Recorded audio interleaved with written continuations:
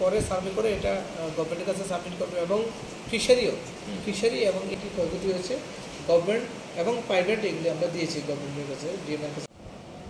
19 তারিখেতে এই মাসের 19 তারিখেতে বিকাল থেকেই বৃষ্টি হচ্ছিল এবং 19 তারিখ রাত্রে সারা রাত বৃষ্টি হওয়ার পরে 20 তারিখ এখানে Kailashahar municipal council, Chandipur RD block এবং গৌরনগর আরডি ব্লকের কিছু কিছু অংশ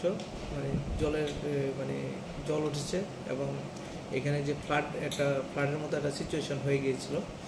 এর ফলে আমরা সকাল থেকেই 20 তারিখ সকাল থেকেই আর্লি ইন দ্য মর্নিং 3:30 আমরা খবর পেয়েছি। প্রথম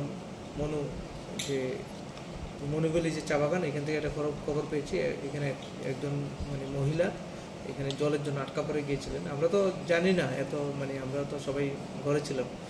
তারপরে আমরা ডিজাস্টার ম্যানেজমেন্টের যে এনডিআরএফের টিম আমরা কুমারঘাটে খবর দিয়েছি এবং আমাদের কৈলাসহরে যে সিভিল ডিফেন্স ভলান্টিয়ার এবং আপাতমিত্র যারা আছেন ওনাদেরকে আমরা সাথে দেন আমরা ওনাদেরকে ডিপ্লয়মেন্ট করে দিয়েছি।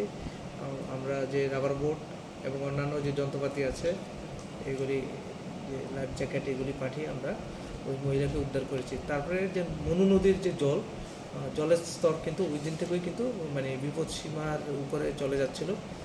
তারপরে আমাদের 20 তারিখ, 21 তারিখ, 22 তারিখ এবং 23 তারিখ পর্যন্ত কিন্তু আমরা রেস্কিউ অপারেশন করেছি। আমাদের এখানে এনডিআরএফের টিম একটা এসেছিল কুমারঘাট থেকে। টিএসআরের যে জওয়ানরা আছেন এখানে এসডিআরএফের একটা টিম এসেছে কাঞ্চনপুর থেকে, আমাদের এখানে কন্টিনিউয়াস কাজ করেছে।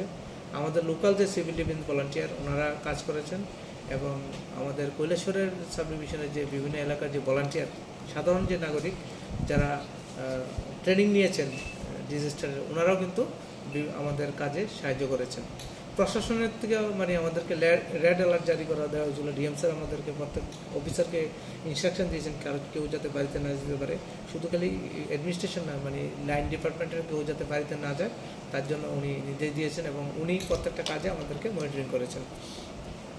তো আমরা সাথে 20 তারিখে সকালেই আমরা আমাদের এখানে যে সেফ শেল্টার হাউস যেগুলি আছে, বিশেষ করে এগুলি স্কুল, অঙ্গনওয়াড়ি সেন্টার, এগুলিকে আমরা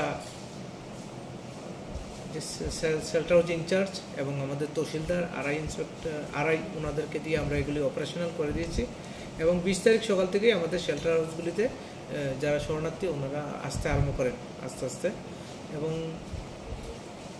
22 তারিখেতে সবচেয়ে বেশি 20 তারিখে তো আরম্ভ হয়েছে, 22 তারিখেতে সবচেয়ে ম্যাক্সিমাম নাম্বার অফ আমাদের যে ইনমেটস হয়েছিল শেল্টার হাউসেতে। আমাদের টোটাল 36টা আমরা শেল্টার হাউস খুলেছিলাম 22 তারিখ পর্যন্ত।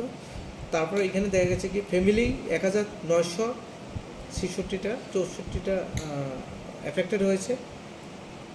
এর মধ্যে পুরুষের সংখ্যা ছিল 3617 জন, মহিলার সংখ্যা ছিল 3447 জন এবং ছোট শিশু ছিল 1069 এবং টোটাল 8133 জন লোক আমাদের যে সেফ শেল্টার হাউস এখানে অংশগ্রহণ এসেছেন, আশ্রয় নিয়েছেন। আমরা যে শেল্টার হাউসগুলি যে পরিচালনা করেছি এখানে স্কুল এডুকেশন ডিপার্টমেন্টের শিক্ষকরা এখানে বেসিক্যালি ইনচার্জ ছিলেন। ফ্লাডের জন্য কারো প্রাণ যায়নি বা আহত বা নিহত এই ধরনের কোনো খবর নেই আমাদের।